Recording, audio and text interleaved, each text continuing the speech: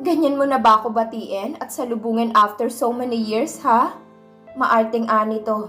Napatingin naman sa gawi ko si kamahalan at agad na lumapit sa akin. Tinaasan naman ako ng kilay ng babae nang makita niyang hinapit ako sa bewang ni kamahalan. Oh, new collection? What are you doing here, Stella? Mariing tanong niya dito. Namewang naman ito sa harap namin matapos ilagay sa gilid ng sofa ang handbag niya. Can we talk? For what? Just the two of us, Cody. It's important thing to discuss. Saka ako nito pinasadahan ng tingin mula ulo hanggang paa at tinarayan pa ako. Sarap sa bunutan eh. We can talk in front of my girlfriend. Start now. Sagot naman nito sa babae. But Cody, wala siyang kinalaman about dito. Kaya we talk in front of my girlfriend or you may leave now. Tinarayan ko din siya dahil sa napahiya siya sa sinabi ni kamahalan. Aarte pa eh, malalaman ko din naman ang pag-uusapan nila. Okay, it's about our son. Our son, sabi ng babae. Our son. Our son. Para akong nabingisan na dinig ko. Gulat ako sa sinabi niya. Son? May anak si Cody? At ang babaeng ito. Napatangan na lang ako. Napalingon ako kay kamahalan nang wala akong marinig na tugon mula sa kanya. Kita ko din ang pagkunot noon nito at halatang hindi niya rin inaasahan ang lahat ng sinabi ng babaeng ito.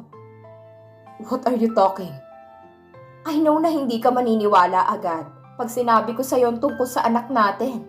Ani pa nito sa kakinuhang bag na dala at may inilabas na brown envelope doon at inabot nito kay kamahalan. Here's the documents na magpapatunay na totoong sinasabi ko sa iyo. The DNA test, the blood sample, everything. Ginawa ko na yan lahat bago ako muling magpakita sa'yo. Kunot na pa rin napapailing si kamahalan habang inisa-isa niyang binabasa ang mga papel na hawak niya. This can't be. Yes, it is, Cody. Pwede mong ipaulit lahat yan para makasiguro kang anak mo nga ang sinasabi ko sa'yo. Pakiramdam ko'y para akong binuhusan ng isang timbang tubig na puno ng yelo. Parang nagising ako sa katotohanan na bakit ganun ko kadaling minahal ang isang Cody na hindi ko pa man din kilala ng lubusan? Bakit ganun ko kadaling ibinigay ang sarili ko sa kanya na hindi ko man lang inalaman tungkol sa buong pagkatao niya? Ganoon ba ako kadaling napaikot at nagpadala sa mga salita niya para bumigay agad sa kanya? Pakiramdam ko'y may kung anong kirot sa puso kong nararamdaman ko ngayon. Bakit ganun? Isang buwan pa lang akong nagsasaya sa piling ng mahal ko pero parang babawiin agad siya sa akin. Ganun ba yun? Pag mabilis kang nagmahal sa isang tao, ay ganun din kabilis siyang mawawala sa'yo. Dapat bago ako pumayag na maging kami, sana inalam ko muna kung may girlfriend ba siya, o may anak ba siya, o ano pa man yan. Hindi yung kung kailan naibigay ko na sa kanya ang lahat, ay saka ako naman malalaman ng tungkol dito. Agad akong kumala sa kamay ni kamahalan, para akong lutang na naglakad. Babe, dinig kong tawag nito sa akin. Lumingon ako sa kanya. Where are you going? May pag-aalalang tanong nito sa akin. May kukunin lang ako. Utal na sagot ko sa kanya. Nakatayo ako sa gilid ng bintana sa kwarto niya habang tahimik na humihikbi. Bigla ko nalang naramdaman ng mga braso niyang pumulupot sa bewang ko at pumatong sa balikat kong baba niya. Maya-maya pa'y sumubsob naman ito sa leeg ko. Lihim kong pinunasan ng mga luha ko sa pisngi. Tapos na ba kayo mag-usap? Sniff, utal na tanong ko sa kanya. Yeah, pinaalis ko na din siya. Sagot nito. I'm sorry, babe. I didn't know anything about this. I swear to God. I'm sorry.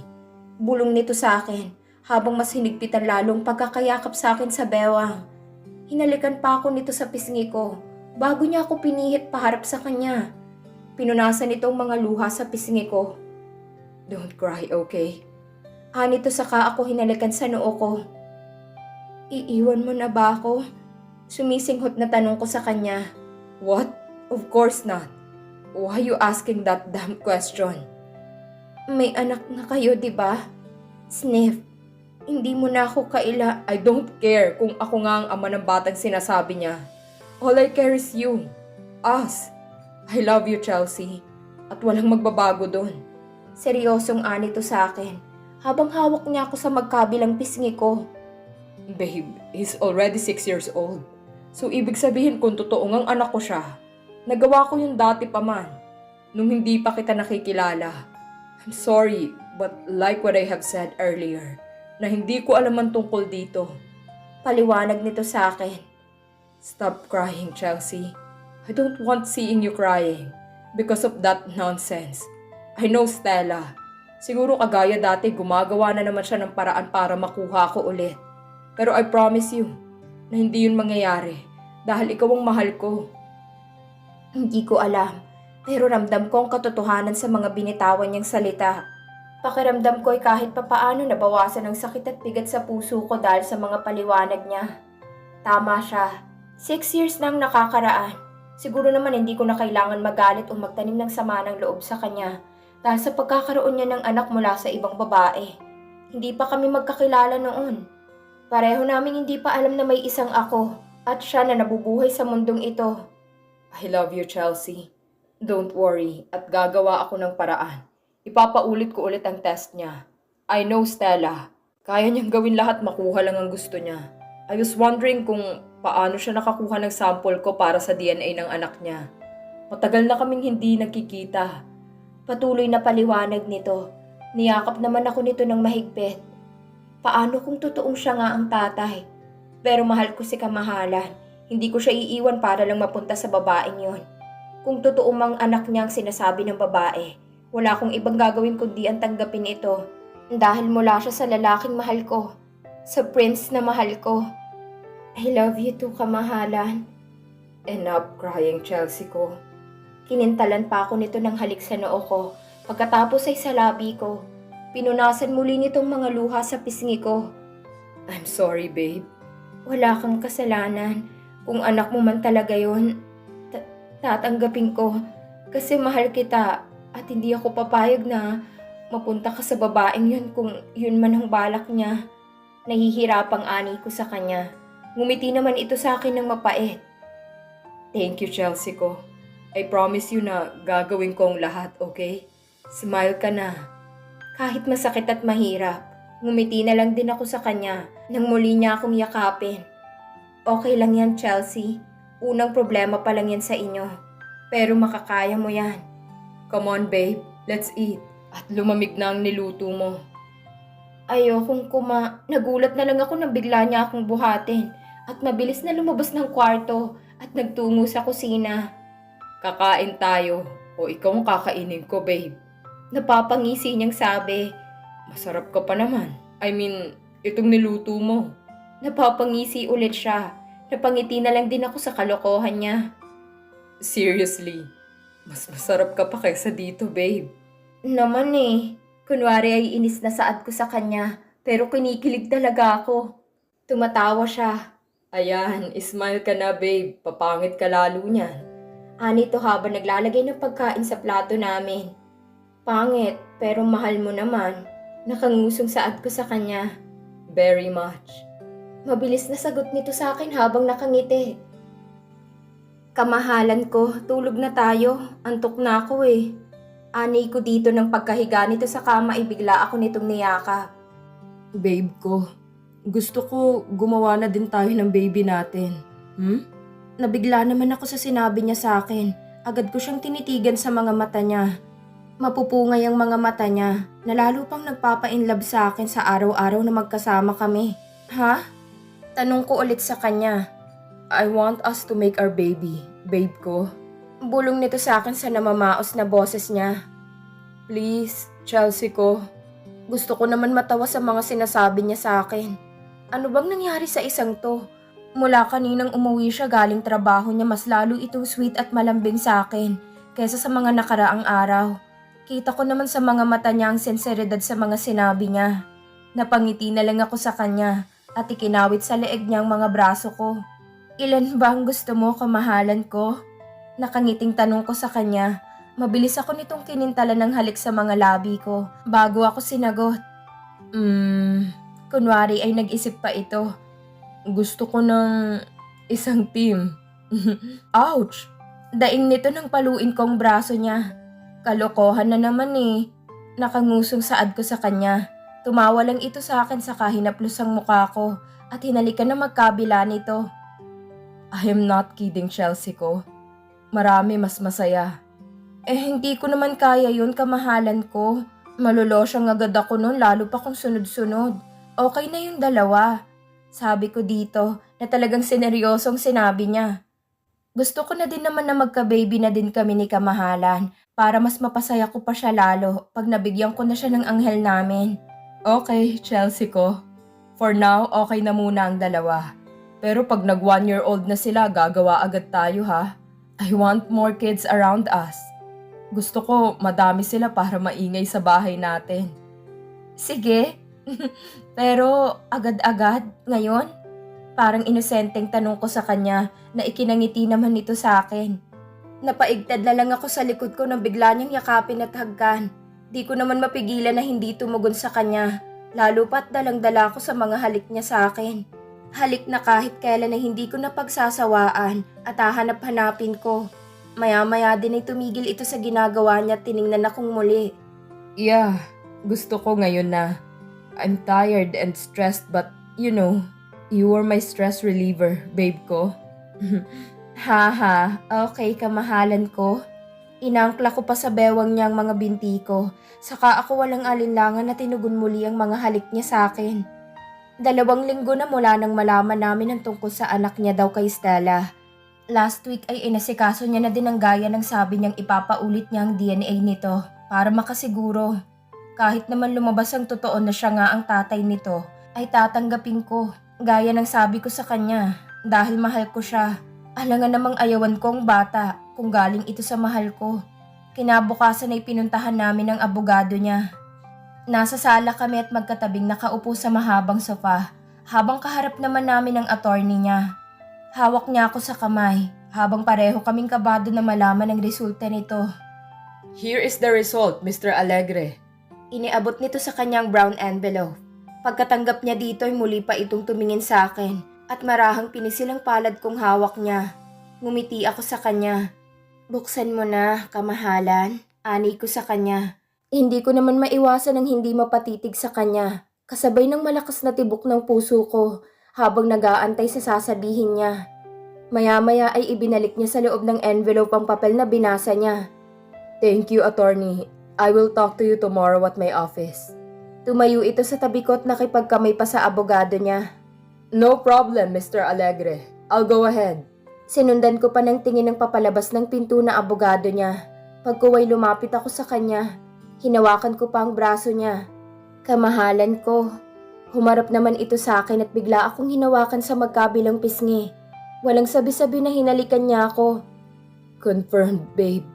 Malungkot na saad nito sa akin nang matapos niyang angkinin ng mga labi ko. Kahit inaasahan ko ng mga mangyayari ngayon, ay hindi pa rin ito nakaligtas sa puso ko. Masakit pa rin palang malaman ang katotohanan. Ayokong umiyak sa harap niya, pero hindi ko mapigilan ang mga luha ko at naglandas pa rin ito sa mga pisngi ko. Agad niya naman itong pinunasan gamit ang mga hinlalaki niya. I'm sorry, babe. I'm sorry, Chelsea ko. Hindi mo kasalanan, kamahalan. I sniff. Ngumiti ako sa kanya ng mapait. Masaya ako para sa'yo. May baby ka na. Hindi na natin kailangan Shh! I don't want to hear that damn words, Chelsea. Kahit anak ko nga yun, mas gusto ko pa rin na magka-baby sa'yo, okay? I love you and it won't change anything. Ikaw pa rin ang mahal ko. Paliwanag nito sa akin. Kahit papano ay nabawasan din ang lungkot at sakit sa puso ko dahil sa mga sinabi niya. Mas lalo kong nararamdaman ang pagmamahal sa akin ni kamahalan. Kahit mahirap tanggapin na mas nauna siyang magkaanak sa ibang babae kaysa sa akin. Okay lang, dahil mahal ko siya. Kailan mo balak na makipagkita sa kanya? Tanong ko sa kanya nang maging okay na kami pareho. Nakaupo na ulit kami sa sopa habang yakap niya ako at halos hindi napakawalan sa higpit ng yakap niya. Sumubsob pa ito sa leeg ko at ramdam kong paghalik niya sa akin doon. Pwede bang wag na lang, Chelsea ko? Kailangan, kamahalan. Anak mo yon at kailangan ka niya. Kailangan kanyang makita at makilala. Sagot ko dito at tinanggal ang mukha niya sa leeg ko at pinaharap sa akin. Kita ko naman ang lungkot sa mga mata niya dahil sa nangyari kanina. Hindi ko alam kung dahil ba sa nadismaya siya o ano. Umiling naman ito sa akin. Go with me, Chelsea ko. Ani nito. Huwag na, para makapag-banding agad kayong mag-daddy. May tiwala naman ako sa'yo, kamahalan eh. I won't go if you won't go with me. Please, I need you there, babe. Pagsusumamo nito sa akin. Okay, sige, sasama na ako. Ngumiti naman ito sa akin at mabilis na kinintala ng halik ang mga labi ko. I love you, Chelsea ko. You really are the shine of my life. I don't know what to do if you're not with me right now. Mas mahal kita, kamahalan. Kaya lahat gagawin ko, tatanggapin ko kung kinakailangan para sa'yo. Ganun kita kamahal, Cody. Bulong ko dito at niyakap siya ng mahigpit. Mas mahal na mahal na mahal na mahal kita, Chelsea. Higit sa buhay ko. Sus? Haha, oo na. Mas mahal mo na ako. Natatawang saad ko dito. Agad naman ako nitong hinila pa upo sa kandungan niya at sumubsob ito sa dibdib ko. Diyan niya hilig parati magsisid eh. Kakainis. Lika, kain tayo babe. Nagugutom ako ulit eh. Ani ko dito, tumiwalay ito sa akin. I'd love that. Let's go. At kanina pa din ako nagugutom. Nakangiti ito ng nakakaloko, tumayo na ito sa sofa habang karga niya ako. Naglakad dito papasok sa kwarto. Sa kusina, bakit dito? Tanong ko sa kanya. May kakaiba na naman sa ngiti nito sa akin. I don't want to eat food, Chelsea ko. Sabi na nga ba eh, dapat hindi na ako nag-aya ng pagkain sa kanya kasi iba parating nasa utak ng isang to. Nadinig ko na lang ang paglock ng pintuan at mabilis itong naglakad palapit sa kama namin at inilapag ako nito doon. I love you, Chelsea. Always remember that. Magkahawak kamay kami ni kamahalan habang naglalakad papasok sa isang mamahaling kainan. Ngayon kasi ang araw na napagkasunduan nila ni Stella na ipapakilala sa kanya ang anak niya. Ramdam kong masuyong pagbisil niya sa palad ko at binalingan ako nito sa kangumiti. Are you sure, babe? We need to do this? Oo nga, kamahalan. Para sa anak mo. Nandito na tayo kaya harapin mo na lang siya, okay? Sagot ko sa kanya. Hinalikan naman nito ang likod ng kamay ko. I love you, Chelsea ko. Thank you. I love you too. Tara na. Ani ko dito. Kita na namin sa di kalayuan si Stella at ang batang lalaki na kasama nito. Tinarayan agad ako nito nang makalapit kami sa pwesto nito. What took you so long, Cody? Ba't kasama mo pa ang maid mo? Malakas na boses na tanong nito. Hindi matao sa lugar pero sapat pa rin ang lakas ng boses ni Stella para madinig at mapalingon sa gawin namin ng ibang kumakain doon. You don't care, Stella. Chelsea is my girlfriend. She'll go with me whenever I wanted. Bali walang sagot nito sa kanya. Whatever! Duh! Sarap sa bunutan ng babaeng ito eh. Nakakairita. Kala mo kung sino eh. Hindi ko na lang siya pinansin. Hindi naman siya ang pinunta namin dito eh, kundi ang anak niya. Pinaghila pa ako ng upuan ni kamahalan bago ito umupo sa tabi ko. Ang sama naman ng titig sa akin ni Stella. Kung siguro nakakamatay lang ang titig niya, nakabulagta na ako ngayon sa harapan niya. Mommy, siya na po ba si Daddy? Naagaw ang pansin ko na magsalita ang batang nasa gitna nila kamahalan at Stella. Ang cute niya. Nag-aalangan pa itong tumingin sa daddy niya. Parang nahihiya ata. He's your daddy, Cody, anak. By the way, Cody, he is Luke, our son. Pinagdidiinan niya pang salitang our son habang masamang nakatingin sa akin. Oo na, may kaunting inggit sa puso ko na isiping may anak sila ng mahal ko. Pero wala naman akong magagawa doon. Basta ang importante ay akin si kamahalan at akong mahal niya. Binaling ko na lang ang tingin ko kay kamahalan. Nag-aalangan din itong tinitigan ng batang nasa harap niya. Siguro nag-a-adjust pa siya kung paano nga harapin at kakausapin ang anak niya. Lihim kong inabot ang kamay niya na nakapatong sa hita niya sa ilalim ng lamesa. Pinisil ko ito kaya napatingin siya sa akin. Nginitian ko siya. Ang cute niya. Kausapin mo siya. Bulong ko sa kanya. Thank you, babe. Imbes ay sagot nito sa akin at hinalikan ako sa labi ko. Nadinig ko naman ang pagdadabog ni Stella sa tapat ng pwesto niya, kaya agad akong napahiwalay sa labi ni kamahalan. Let's order our food. Nagugutom na ako. Maarting ani nito at tumawag ng waiter. Habang nag-aantay ng pagkain namin ay kinakausap namin ni Kamahalan ng anak niya. Mukhang nagkakapalagayan na sila ng loob at hindi na lumalayo sa kanyang anak niya. Ngumingiti na din si Kamahalan dito at minsan pang ginugulong buhok nito. Ang sweet nilang tingnan na mag-ama. Hindi mo akalain na ngayon lang sila nagkakilalang dalawa.